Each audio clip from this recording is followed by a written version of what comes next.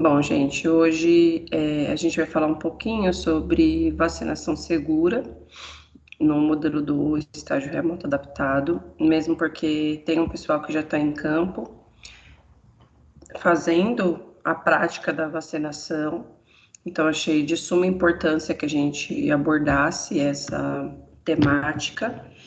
Vocês já tiveram isso de forma diferenciada em sala de aula, com seus professores, creio que em formato de validação de vacinas. Comigo vai ser de uma forma um pouco diferente, porque nós temos agora um contexto histórico que não foi vivenciado, né? Que é essa questão da vacina da Covid-19, que foi desenvolvida de uma forma extremamente rápida na história, né?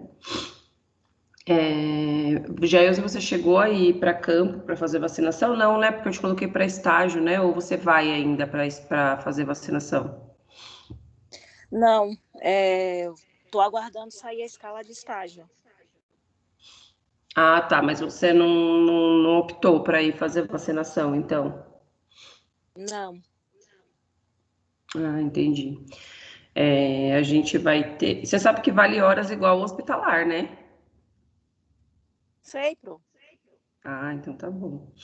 Porque É às que vezes a como gente ficou muito. Como eu trabalho à noite, tenho que ficar fazendo, assim, às vezes saindo para ir. Eu estava programada para ir para Mauá e acabou não indo. Aí eu fiquei toda assim, meia. Aí quando eu vi no grupo, já tinha um monte de pessoas dizendo, eu deixei para lá, deixei para a próxima. Eu já tinha respondido forms para tentar encaixe em Ribeirão Pires. Aham, Então deixei, ó, fiquei aguardando. tá bom.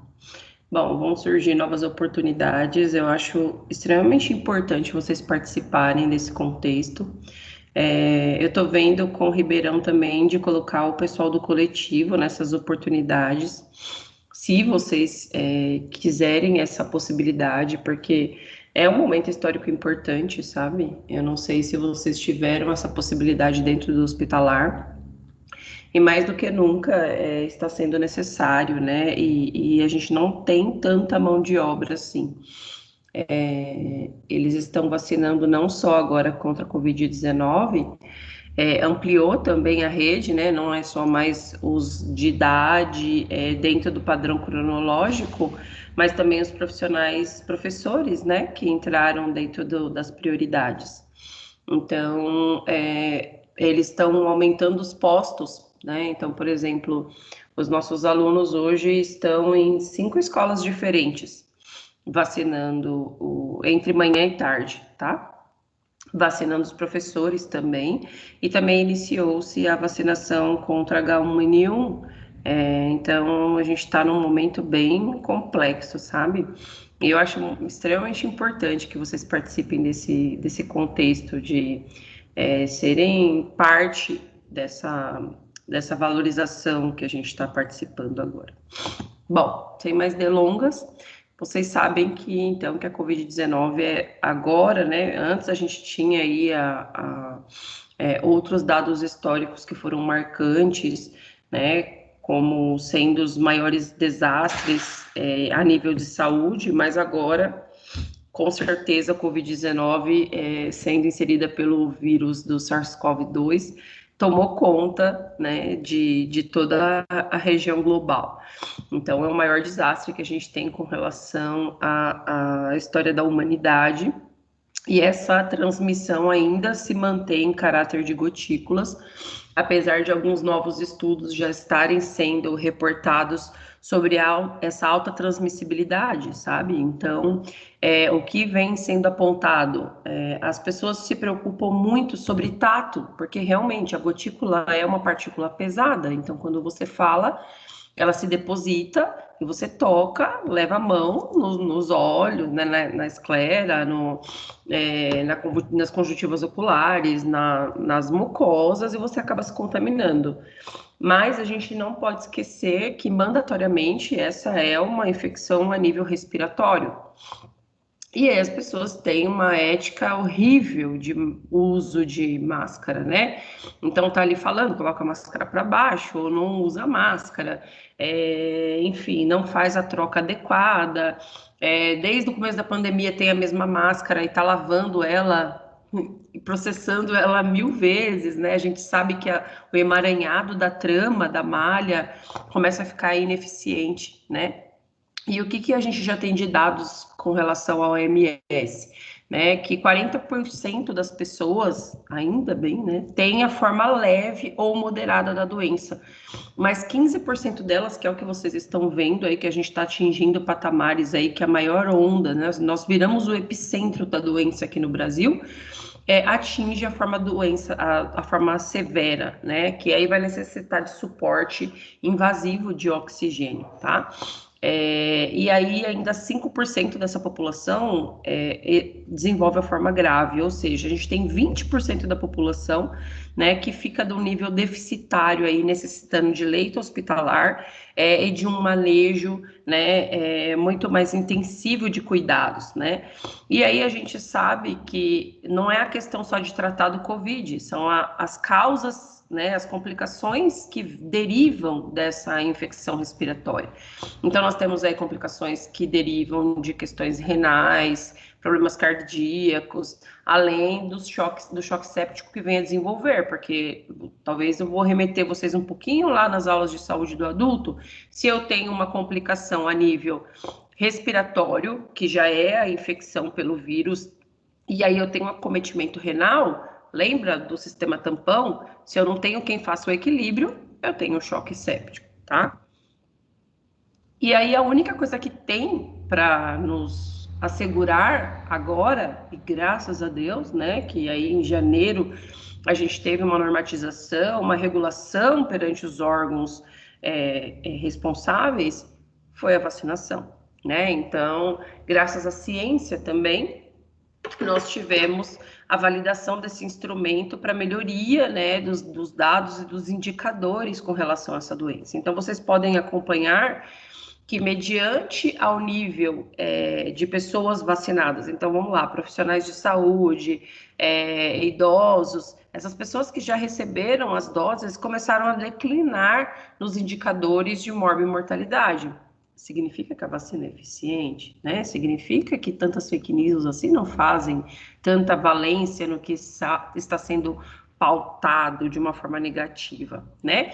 E aí, o que, que é vacina mesmo, né? Lembrando aí, né? Eu sempre faço um lembrete, porque às vezes a gente está lá no quinto semestre, dá uma demência de tudo aquilo que a gente já aprendeu. Então, é a aplicação de alguma micropartícula, de alguma preparação biológica que faz o nosso organismo, né, preparar nosso organismo de uma forma ativa, né, a produzir anticorpos, né, para que ele se esteja preparado para uma próxima infecção por vírus ou por bactéria, né? Então, as vacinas, elas são preparadas de várias fórmulas, de várias, extraídas de vários componentes, tá? Tanto de forma viral, né? Então, ela pode ser preparada de uma forma inativa, atenuada ou modificada de forma viral ou de forma bacteriana. A gente vai falar um pouquinho mais na frente sobre isso, tá?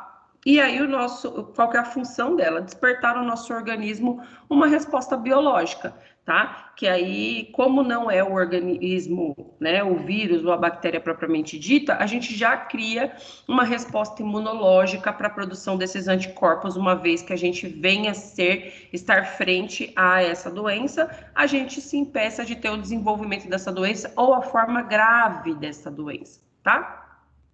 Qual que é a importância da coletividade da vacina?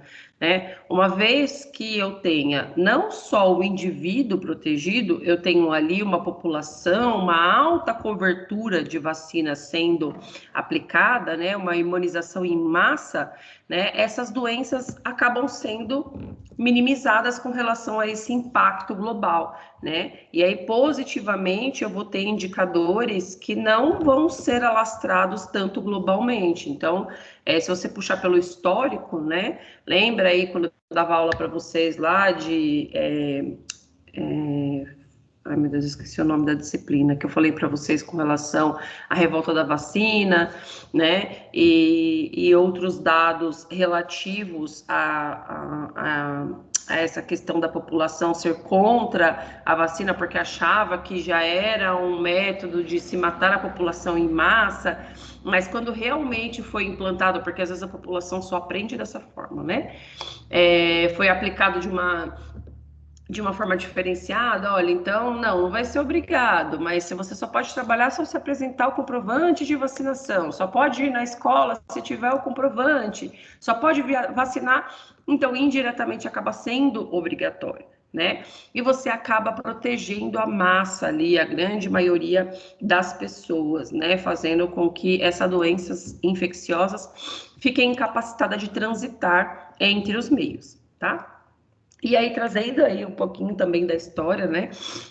Uma das grandes doenças que nós tivemos circulação aí lá no século XVII foi a varíola, né? Ela acometeu, foi muitos indivíduos, né? E aí até que um médico inglês, esse Edward Jenner, aí que está nessa figura aí que eu trouxe para vocês, foi ele que já fez um experimento lá no século XVII, hein, gente? Então, para vocês verem que a ciência, ela é ciência desde sempre, tá?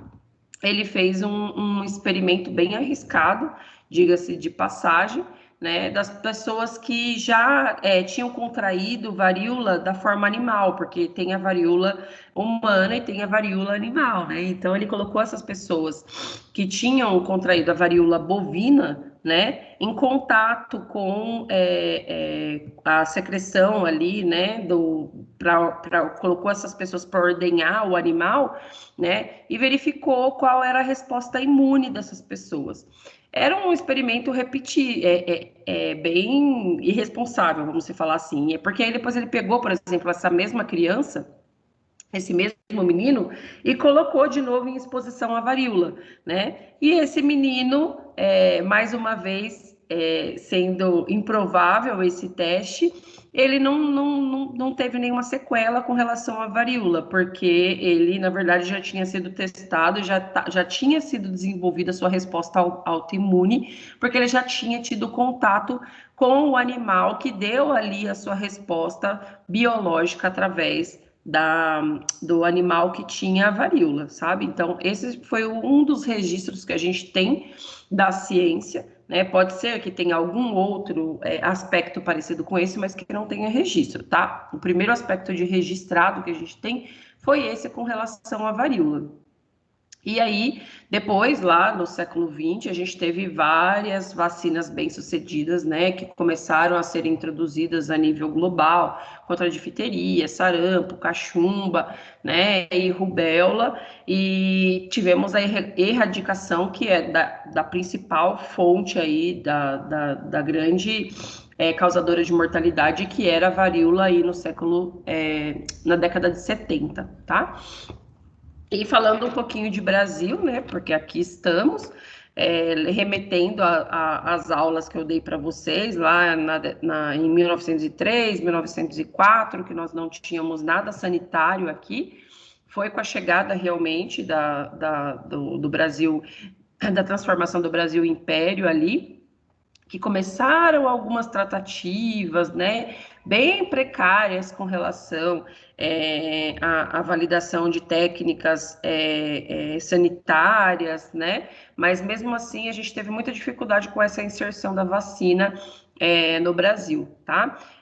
As primeiras documentações que a gente teve com relação à vacinação foi promovida realmente por Oswaldo Cruz, mas um pouco mais distanciado do que o restante do mundo, foi só no século XX que a gente teve algumas campanhas de vacinação também contra a varíola e a febre amarela, que já estava impregnada aqui também, tá?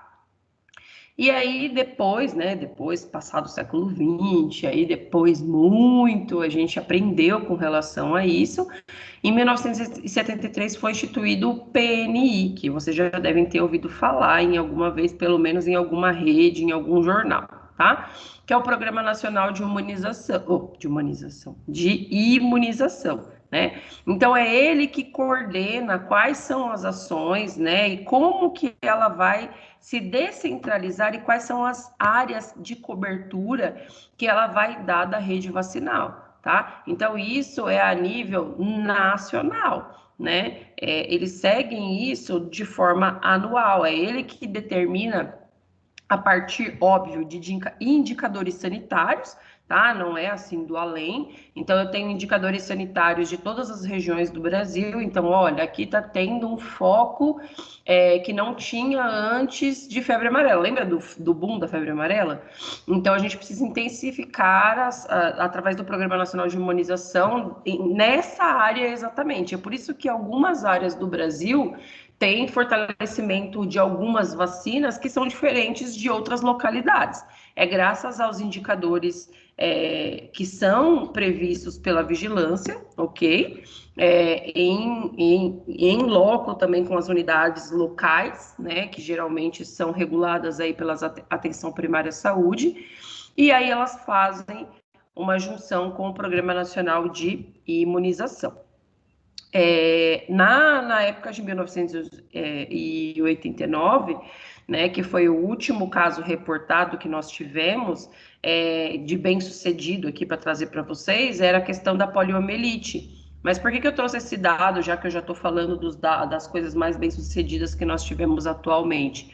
Porque a poliomielite ela foi erradicada, né, em 1989, porém, graças às pessoas que acreditam na não ciência e fazem uma desconstrução de tudo aquilo que foi realizado, né, através de muita dificuldade e muito embasamento técnico-científico, fazem uma desconstrução de todo esse trabalho e alguns casos de poliomielite começaram a voltar, porque as pessoas acreditam que a vacina não servia para nada, né, e é uma doença que foi erradicada. Bom, o PNI, ele segue esse calendário nacional de vacinação, como eu falei para vocês, que tem forma diferenciada de acordo com a região e ele tem focos também direcionados. Então, ele compreende aí 19 vacinas e tem grupos diferenciados de criança, adolescente, adulto, idoso, gestante e povos indígenas. Então, existe uma caderneta de vacinação, né? A gente chama assim ainda, para cada foco que tem que ser atingido, ok? Então, existem dois quadros com relação à vacina. Eu tenho que verificar a eficácia e a segurança, tá? Então, a eficácia, ela se relaciona ao quanto que eu posso proteger esses indivíduos contra a infecção e contra os seus efeitos do agente causador principal dessa doença, tá? E aí observa-se isso individualmente e isso em grupo. E com relação à segurança, eu preciso verificar risco-benefício. Será que ela protege, mas será que ela é segura? Será que ela não vai causar nenhum dano, nenhum evento adverso que seja alto em relação a salvaguardar a vida de algum paciente, de um usuário com relação a essa vacina? Então, eu preciso ter essas duas variáveis sendo pesadas, sendo avaliadas de forma criteriosa antes de fazer a validação através do órgão que institui e publica a avaliação desses critérios, tá? E aí, quem faz as aplicações, né, quem segue as normativas e quem faz essa distribuição com relação a essas vacinas, eles têm que levantar os indicadores municipais, tá? Eu trouxe aqui para vocês conhecerem, porque pode ser que em determinado momento vocês façam uma aplicação das vacinas, mas também que vocês façam registro dessas vacinas. Registrar não é só em caráter, falar assim, mas é só aqui colocar no mapa cadastral quantas pessoas tomaram, qual a idade que essas pessoas têm, e fazer um registro, porque agora, gente, não é só o mapa vacinal que a gente preenche. Então, vocês sabem que as pessoas, para tomar essa vacina da Covid, precisa ter um pré-cadastro, né, naquele programa Vacine Já. Por que precisa ter um pré-cadastro? Porque as pessoas, infelizmente, ainda agem de má fé e vão lá e recebem essa vacinação, querem tomar essa vacinação sem ter uma ordem criteriosa, né, do que tange as normativas que foram impostas através do PNI, ok? Então, eu faço um lançamento dessa vacina através dessa regulamentação que foi estipulada. Então, eu vou lá e alinho lá. Então, o seu João, que foi nascido no ano de 1950, o CPF número XYZ, esteve aqui hoje e ok. Eu faço esse alinhamento. Tanto que, em algumas circunstâncias, por exemplo, profissionais da saúde têm duplo vínculo. Esses que têm duplo vínculo, algumas instituições estão tendo problemas, porque ele faz o cadastro e aí ele toma a vacinação em determinado lugar e aí ele fica amarrado em determinado CNPJ e se ele precisar de uma segunda dose para tomar por um outro CNPJ, ele não consegue, né? Exatamente porque ele já ficou alinhado pelo primeiro CNPJ, entende? Justamente porque a gente tem que ter essa seriedade, porque algumas pessoas tentaram, né, fazer a disruptura do sistema, tá? Mas, voltando sobre a questão dos indicadores de imunização, não só da questão... gente, só um minutinho aqui. Gente, tá tudo bem aí? Vocês estão comigo? Tá muito corrido? Tá ok? Sim. Tá tranquilo. Estamos sim, Pro. Firme e forte. É pra...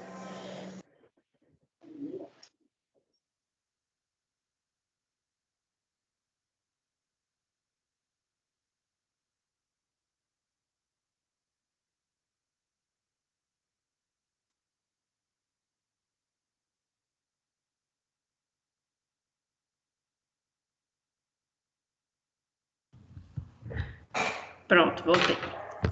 Vocês continuam vendo os meus slides? Sim. Sim. Sim? Ah, beleza. Sim. É que eu tinha fechado a janelinha aqui, não sei se vocês estavam vendo. Bom. Sim. Então, esses indicadores, eles têm algumas etapas para seguir, tá? Então, a nível de conhecimento de vocês, tá? Um dos indicadores, eles testam a questão da homogeneidade de cobertura entre os municípios. Então, foi lançado agora, né, a vacina da Covid-19. Então, existe uma representatividade de proporção com relação aos municípios? Todos estão seguindo, né, esse percentual de proporção? A meta estabelecida para a vacina de cada município está sendo cumprida? Por que o município A tem uma cobertura mais avançada do que o município B? É através desses indicadores que a gente estuda isso, tá? Homogeneidade de cobertura entre as vacinas, né? Ele representa a proporção de cobertura das vacinas, se ela está adequada, né? Então, assim, o tanto que eu recebo é o tanto que eu preciso, é isso que eu represento nesses indicadores também.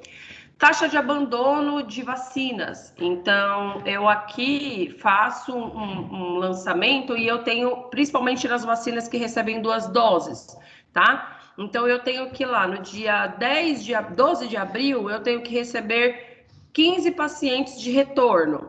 Esses 15 de pacientes retornaram para tomar a segunda dose e através disso que eu lanço os absenteísmos, tá? Então, positivas, total de doses iniciais, né, foram a representar até uma maior durante as doses iniciais, ou zero, né, as doses iniciais foram iguais às doses finais, sabe, todos vieram, mas eu também mostro a taxa de abandono desses pacientes. E existe um cálculo para ser seguido, tá? Eu deixei aqui só para que vocês... Deixa eu fechar esse negócio aqui que me atrapalha. Para que vocês tivessem conhecimento, né, que existe uma fórmula para seguir isso, todas as variáveis são multiplicadas por 100 e a maioria delas são divididas por um número ou total de município, total de vacinas, a população-alvo, tá? Para que se crie esse número de indicadores de forma assertiva. E aí, quem que faz esses cálculos, gente? Geralmente é o enfermeiro que é responsável pela sala de vacina, tá? Então, por exemplo, professora, eu amei trabalhar na atenção primária à saúde, gostei muito, e você pode ser o enfermeiro que se torna responsável pela sala de vacina, tá? Existe o enfermeiro responsável da atenção primária à saúde, que é o RT, e também existe o enfermeiro responsável da sala de vacina. Ele parece nossa, mas é uma sala tão pequena, existe praticamente o coração da APS ali, da atenção primária, ele tá ali dentro dessa sala de vacina, ainda mais agora que todos os holofotes estão voltados para lá, tá? E aí, falando um pouquinho do que eu tinha iniciado lá no começo da aula, né? O que são essas vacinas, qual é a diferença entre as vacinas atenuadas e as vacinas inativadas ou de subunidades, né? As vacinas atenuadas, eu tenho ali o vírus vivo, tá? Só que ele não tem a capacidade de se reproduzir, né? Porque ele está enfraquecido, ok? Mas ele está ali, vivo, só que ele é enfraquecido. Por isso que as vacinas que são atenuadas, elas são contraindicadas para pacientes que são imunodeprimidos, para gestantes, tá? Porque eu tenho o vírus vivo ali. Então, por exemplo, um exemplo de vacina atenuada, a vacina da febre amarela é uma vacina atenuada, tá? Ou eu tenho vacinas também que sejam inativadas, ou vacinas de subunidades, ou ela pode ser das duas coisas, tá? Ou ela pode ser vacinas inativadas e de subunidades, ou separadas. Elas são vacinas inativadas ou de subunidades. Por que elas estão nos mesmos parágrafos? Porque ela tem a mesma representatividade, tá? Significa que o quê?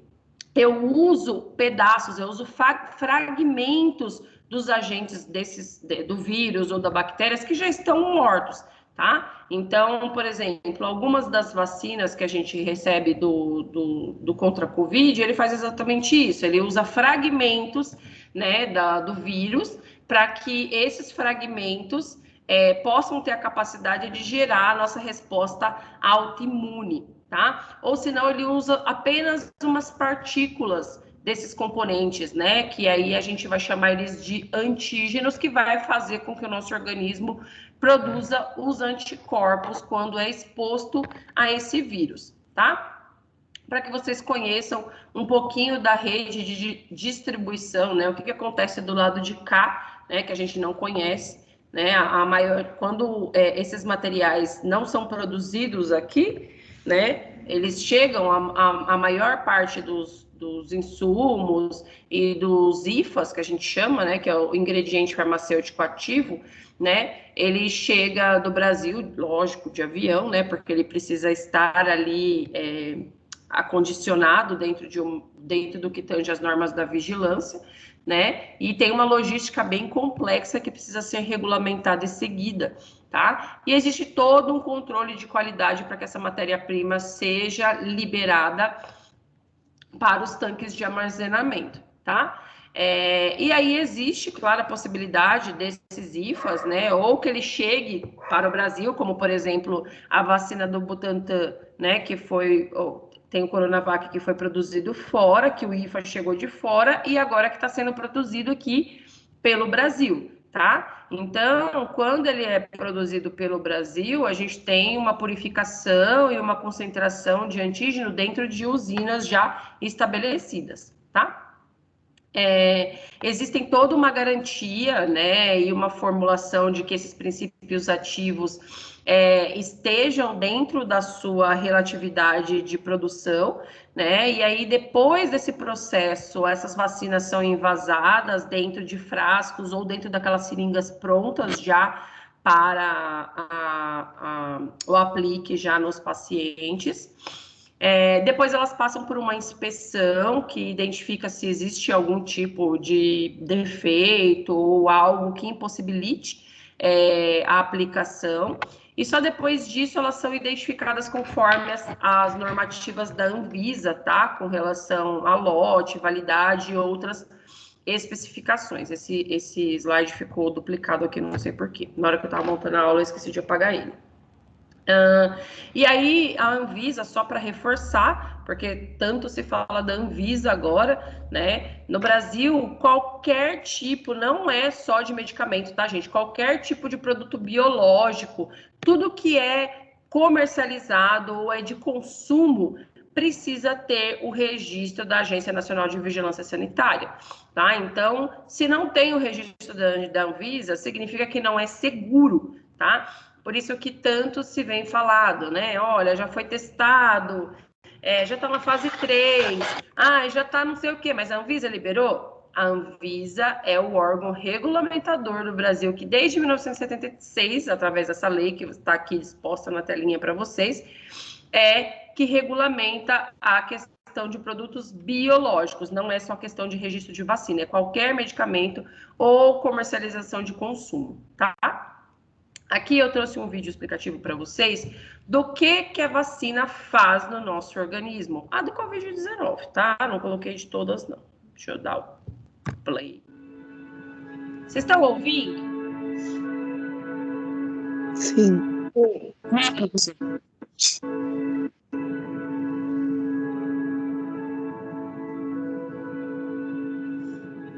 As vacinas para a Covid-19 desenvolvem no nosso corpo o que chamamos de imunidade adaptativa. Para entender como a imunidade adaptativa ocorre, primeiro é preciso saber como as vacinas são feitas.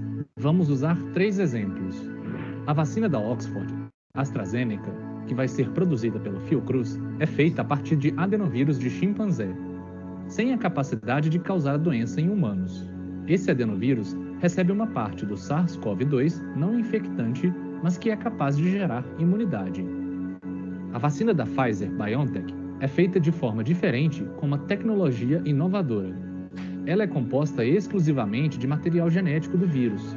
Parte do código genético responsável pela produção da proteína spike, o RNA mensageiro, é retirada do coronavírus e envolta em nanopartículas lipídicas que vão compor a vacina. Já a vacina da Sinovac, que vai ser produzida pelo Instituto Butantan, é criada a partir do próprio SARS-CoV-2, só que inativado, e por isso não causa doença. Essa técnica já é utilizada em outras vacinas, como a da gripe, por exemplo. As vacinas apresentam o material genético do vírus SARS-CoV-2 para as nossas células e desencadeiam um processo chamado de resposta imune. O sistema imune é o responsável pela defesa do organismo contra doenças e agentes invasores.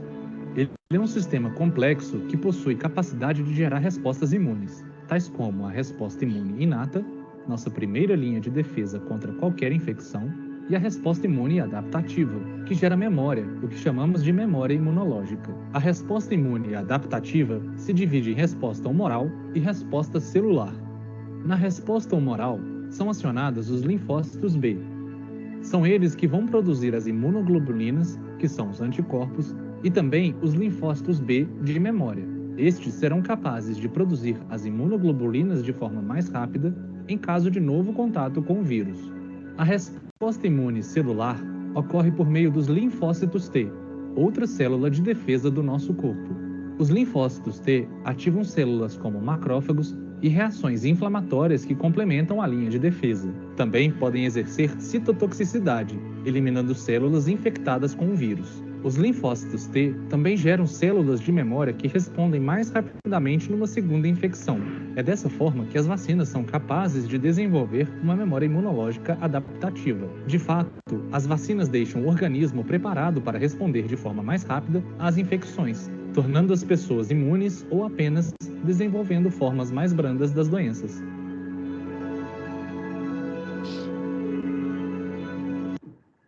Achei bem bacana esse vídeo, que é bem explicativo e didaticamente muito atrativo. Vocês conseguiram ouvir bem? Sim. Sim. Sim. Ótimo. Bom, e aí, com relação à vacinação aí contra a Covid, vocês sabem que no Brasil a gente tem algumas vacinas que já foram liberadas pela Anvisa através do estudo 1, 2 e 3, né?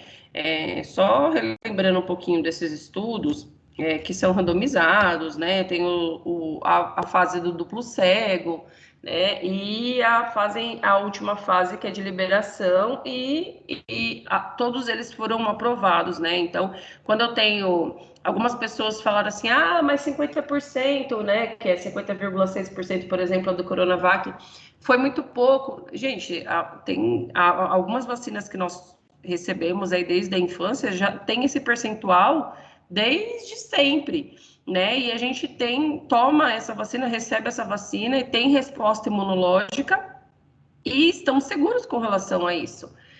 A grande questão dos indicadores que parecem baixos para nós é que a gente também tem que lembrar que o percentual que foi testado foi baixo, né? A gente não tem uma comunidade imensa que foi testada. Quem foram testados? Profissionais da saúde.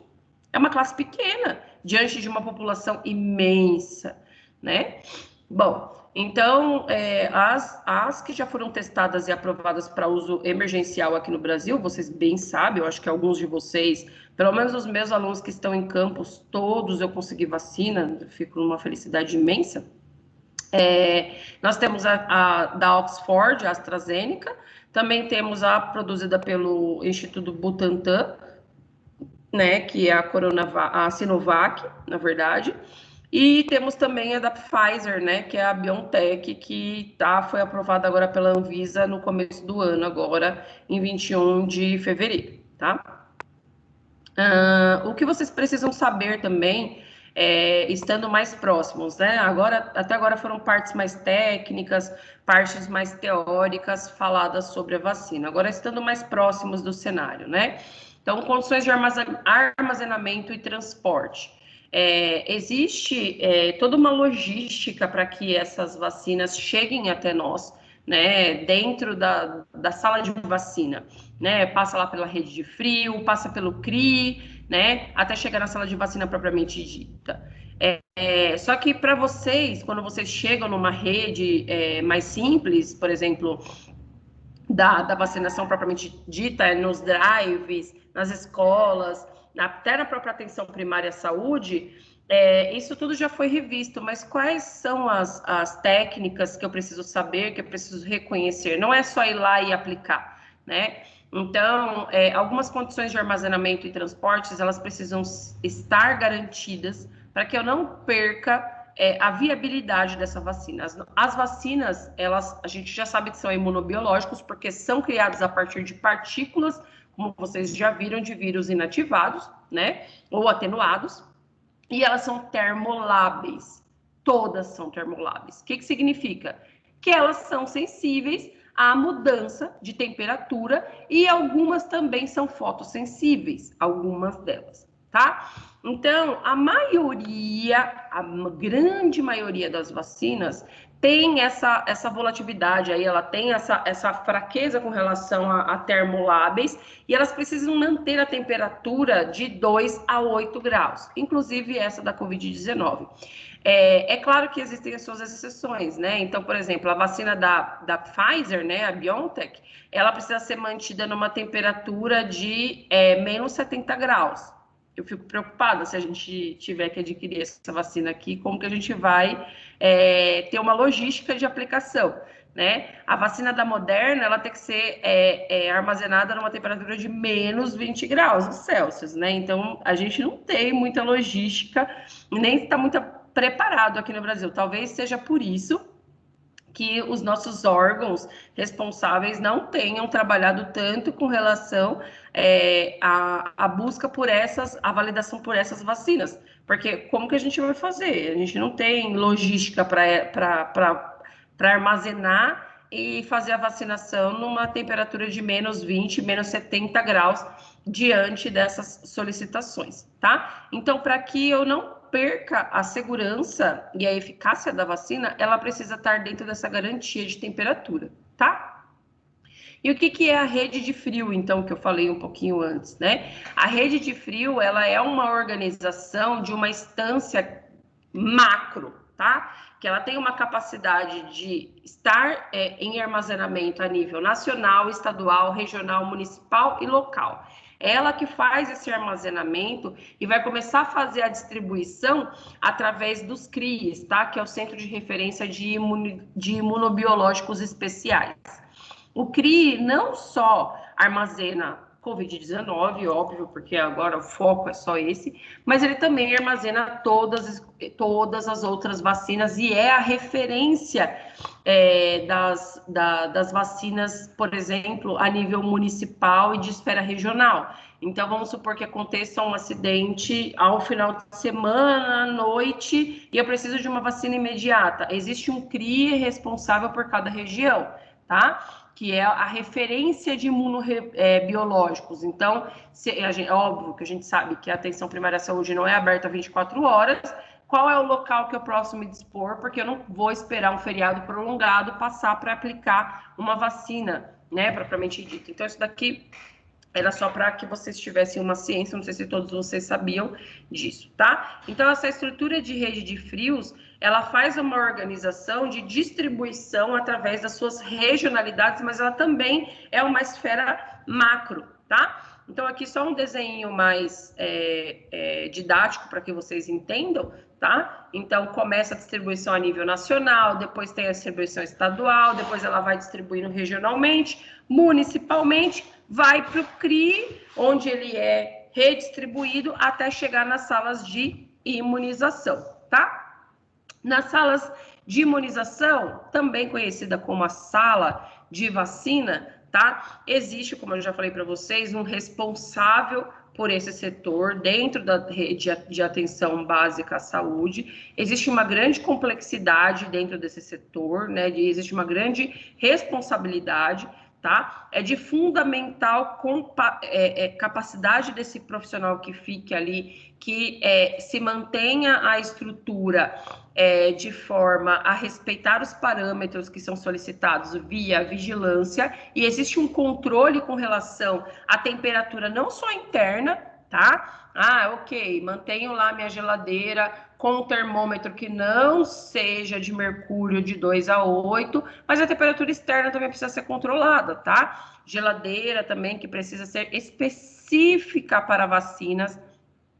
Em hipótese alguma, uma geladeira de imunizantes pode ser guardada para... Ah, mas não pode ter um refrigerantezinho guardado nessa geladeira também? Puxa vida, não pode. Se tiver, a vigilância leva todo mundo preso do plantão, tá? Nessa sala de imunização, quem é responsável, né, na sala de vacina, ele tem que manter o estoque, né, ali ideal de 30 dias. Então, ele já conhece o seu território, né? Então, é para isso que eu tenho a minha rede de apoio, é para isso que eu tenho os meus apoiadores, é para isso que... Meus apoiadores não, os meus membros da rede ali, os meus profissionais de linha ali, ai, meu Deus, esqueci o nome. Os meus ACS para fazer as contagens também e a minha própria rede para ver a minha territorialização. Então, eu sei qual é o meu mapa dimensional com relação à imunização e eu sei que em 30 dias o quanto de imunobiológicos que eu vou precisar, tá? E também eu preciso verificar uma programação com relação ao abastecimento extramuro, ou seja, as atividades que eu vou fazer fora da minha sala de imunização, que é o que está acontecendo agora, hoje, né? Então, os alunos que estão lá, por exemplo, nas escolas, né, que estão no drive-thru. Então, essas responsabilidades extramuro também são de incumbência desse responsável da sala de imunização. Tá? Então, todos os insumos que eu tenho com relação ao armazenamento, né, e a manutenção e manutenção de segurança desses imunizantes precisam ser verificados, né? Então, vai ficar até às 5 as vacinas, o quanto que eu preciso ter de bobina congelante. A bobina congelante vocês conhecem também como o Gelox, tá? Para manter essa temperatura, qual é o local adequado, o que eu preciso ter para manter essa programação aí de forma segura, tá? Então, basicamente, o que eu não posso fazer, né, com relação ao armazenamento e conservação da vacina? Nunca, em hipótese alguma, eu posso colocar a vacina. Ai, mas professora, minha geladeira está chegando aqui em 7,9, vou colocar a vacina próxima à placa do congelador. Não posso fazer isso, tá? Se eu fizer isso, eu congelo a vacina. O SUS, ele tem uma segurança e uma... Não é só uma questão de segurança, é uma responsabilidade muito grande com relação ao armazenamento e garantia dos imunizantes. A geladeira passou de 8 graus e existe... aí durante a madrugada, quem que vai ficar observando se essa geladeira passou ou não passou? Existe um registro, né? Os próprios termômetros que ficam dentro dessas salas de imunização, eles fazem um registro e eles são preparados com relação a registrar temperaturas que oscilam abaixo de 2 e acima de 8 graus. Se oscilou no meio da madrugada acima desses parâmetros ou abaixo desses parâmetros, os imunizantes são desprezados, tá? Mas depois a geladeira ficou estável. Não existe isso, tá? Ficou instável, tem que desprezar, porque eu já não tenho mais garantia com relação a isso. Ok? Então, nunca, em hipótese alguma, posso colocá-la em contato direto com o congelador. Algumas vacinas, elas são reconstituídas, sabe? Eu tenho lá o pó, eu tenho a água, preciso reconstituir. Se eu fizer uma reconstituição, eu não posso utilizar ela depois de 6 horas. Ou, por exemplo, abrir o frasco e depois de 6 horas eu não posso mais utilizá-la, tá? É o que vocês estão ouvindo, né, nas mídias, o que eles chamam de gargalo. Tem gente que chama de gargalo, tem gente que chama de xepa, é muito regionalmente estabelecido, né? Então, por exemplo, eu abri o frasco lá e hoje eu tinha que imunizar 70 idosos. É só um número X, tá, gente? Mas chegaram só 65, 5 não vieram. Aí eu vou desprezar essas 5 doses? Não, essas 5 doses da xepa eu vou lá e chamo as pessoas da região, né? Ou eu tenho um pré-cadastro de pessoas que, sei lá, são portadores de doença crônica, mas não atingiram a idade, né? Então, são portadores de câncer, doenças como diabetes, pressão alta, DPOC, e aí eu chamo esses pacientes, convoco. E a convocação é assim, sabe, gente? Olha, tem uma vacina aqui, você tem 1 hora para chegar até o posto, senão você vai ficar sem a vacina, e os pacientes correm até lá. É muito... eu sei porque eu vivenciei essa situação aqui, né? Eu já contei para vocês do caso da minha mãe, então foi nessas condições de xepa, né, que eles chamam aqui no meu município, que ela conseguiu receber a imunização. Bom... essas vacinas também não podem ser armazenadas, como eu já falei, né? Junto a bebidas ou outros produtos alimentícios e nem junto com amostra de laboratório, pelo amor de Deus. Meu Deus, mas eu não estou guardando nenhuma comida aqui, é só um tubo de sangue ou é só um pote com escarro de BK. Ai, meu Deus, não pode, tá? Tem que ser geladeiras diferentes. Tomem cuidado, gente, porque às vezes você tem... mas eu tenho certeza que meus funcionários sabem disso. Aí um belo dia você vai conferir e tá lá, né? E aí é naquele belo dia que a vigilância vem e faz uma conferência, tá? Hipótese nenhuma pode-se guardar vacina vencida dentro da geladeira. Existe toda uma normatização para fazer o desprezo desses imunobiológicos que estão vencidos e também que oscilaram de temperatura e você precisa desprezar eles, tá? Não é simplesmente fazer o descarte de forma inadequada. Existe um processo com relação a desprezar esses imunobiológicos, tá? Algumas recomendações também para conservação extramuro, que são os locais onde vocês estarão, tá? As caixas onde vão ser transportadas tem que ser caixas de poliuretano, que são aquelas caixas de caixa térmica, sabe? Mínima de 12 litros, que tem que ser o comporte dela ali para transportar, né, essas vacinas. E aí eu preciso utilizar, como eu falei, as bobinas, né, os gelox aí, e sempre tá trocando esses gelox para que não passe de 7 graus. Mas não era até 8? Só que ele não é uma geladeira, né? Ele não vai suportar, tá? O gelox não vai conseguir chegar nessa temperatura, tá? E eu tenho que fazer essa troca aí sempre adequada para que não mantendo ali a verificação com relação ao termômetro, tá? Esses imunobiológicos precisam ser registrados no mapa vacinal, tá? E aí eu preciso sempre verificar essa temperatura antes de aspirar a dose, não dá para checar isso depois, né? Porque senão a segurança fica comprometida, ok? Sempre manter essas caixas protegidas da exposição solar. Não, mas é um drive-thru, tem que estar protegido, tá? Tem que ter um teto ali, móvel, para que vocês, não só os profissionais fiquem protegidos, mas também os imunizantes, tá? Também é importante destacar a questão de como vocês vão desprezar, né? Falar a importância da questão dos insumos, né? Então, um videozinho bem rápido para que não se delongue a aula de como vocês vão desprezar isso. O gerenciamento dos resíduos de serviços de saúde visa diminuir a produção de resíduos seguro e adequado, protegendo trabalhadores, preservando a saúde, os recursos naturais e o meio ambiente. Os envolvidos no gerenciamento devem conhecer os grupos conforme a RDC 222 de 2018 e, assim, fazer a segregação correta, minimizando os riscos que envolvem a coleta, o tratamento e a disposição final dos rejeitos. Os resíduos do grupo A são aqueles com a possível presença de agentes biológicos que podem apresentar risco de infecção. São geradores destes resíduos aqueles que realizam procedimentos cirúrgicos, laboratórios clínicos, hemoterapia, diálise, vacinação, entre outros. Os resíduos do grupo B são os produtos químicos que apresentam periculosidade à saúde pública ou ao meio ambiente, como medicamentos e produtos tóxicos, corrosivos, inflamáveis e reativos.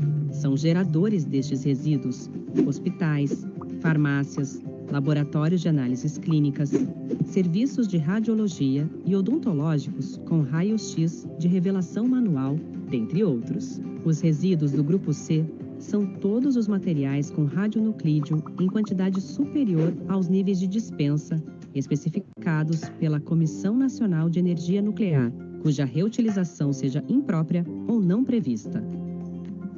Geram resíduos deste grupo laboratórios de análises clínicas ou pesquisa com radioimunoensaio, medicina nuclear, radioterapia, entre outros. No grupo D, encontram-se os resíduos que não apresentam risco biológico, químico ou radiológico, podendo ser comparados aos resíduos domiciliares como papel de uso sanitário, fralda, máscaras descartáveis, dentre outros. No grupo E, estão os materiais pérfuro-cortantes ou escarificantes, como lâminas de barbear, agulhas, ampolas de vidro e lâminas de bisturi. São geradores destes resíduos serviços que realizam procedimentos cirúrgicos, odontológicos, vacinação, piercing, tatuagem, entre outros serviços. A fiscalização sanitária no gerenciamento destes resíduos é fundamental, pois todos os indivíduos expostos estão potencialmente em risco, incluindo trabalhadores dos serviços de saúde.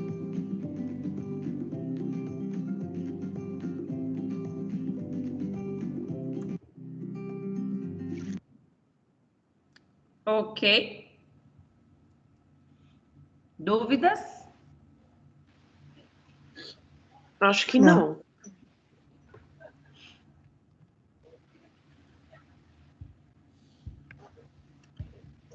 Bom, gente, o pessoal do...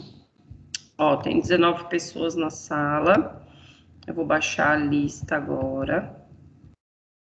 Só um minutinho, tá?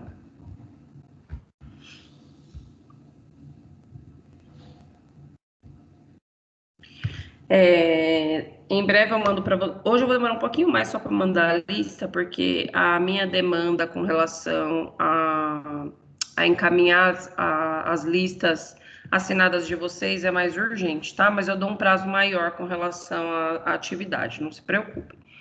Se eu não conseguir mandar ainda pela manhã.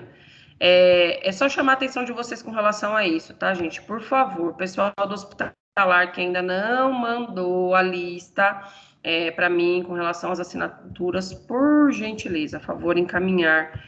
Você só tem até amanhã, 9 horas da manhã. E isso é uma solicitação da direção acadêmica, não é uma solicitação minha, tá? E eu tenho que mandar até amanhã, então não dá para coletar de todo mundo. E aí eu preciso que vocês mandem, por favor, tá bom? Do demais é só isso. Boa semaninha para vocês, que ainda estamos na terça-feira. Fiquem com Deus, saúde e se cuidem, tá bom? Que horas? Fiquem com Deus. Obrigada, Pro. Boa semana. Boa semana, Pro. Semana. Beijo. Boa semana. Beijo, queridos. Professora. Oi, Dan. Oi. Eu não sei se você falou alguma coisa antes, porque eu entrei um pouquinho atrasada. Na semana que vem vai ter esse mesmo estágio da vacina ou não tem nada em vista ainda? Deixa eu só parar